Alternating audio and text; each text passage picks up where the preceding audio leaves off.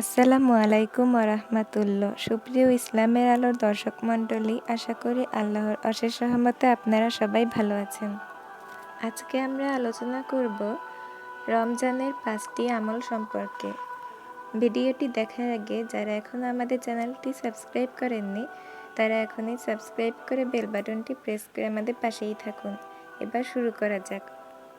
নম্বর 1, রোজাদারকে তাদের সাধ্যমতো ইফতার করানো। হাদিসে রয়েছে, যে ব্যক্তি রোজাদারকে ইফতার করাবে তাকে রোজাদারের সমপরিমাণ সওয়াব দেওয়া হবে, তবে রোজাদার ব্যক্তির সওয়াব থেকে কোনো সওয়াব কাটা হবে না। সুনানে তিরমিজি।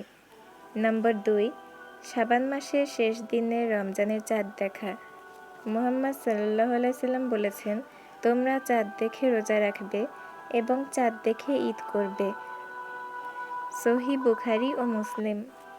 নম্বর 3, রাতে তারাবির নামাজ আদায় করা। রাসূল সাল্লাল্লাহু আলাইহি সাল্লাম বলেছেন, যে ব্যক্তি রমজান মাসে রাত জেগে নামাজ পড়বে আল্লাহ তাআলা তার পেছনের গুনাহ মাফ করে দিবেন। সহিহ বুখারী ও মুসলিম।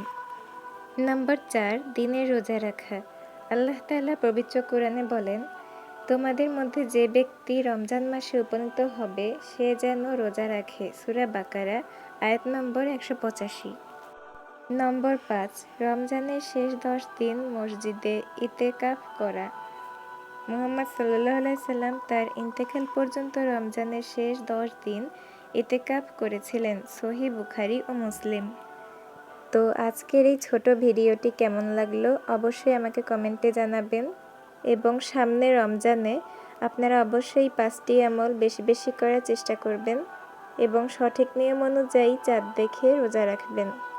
ভালো খারাপ সব কিছু যাচাই করে নেবেন এবং ভালো লাগলে ভিডিওতে একটি লাইক করে দিবেন। তো আজকের মতো বিদায় জানিয়ে এখানেই শেষ করছি। আল্লাহ হাফেজ। আসসালামু আলাইকুম ওয়া রাহমাতুল্লাহ।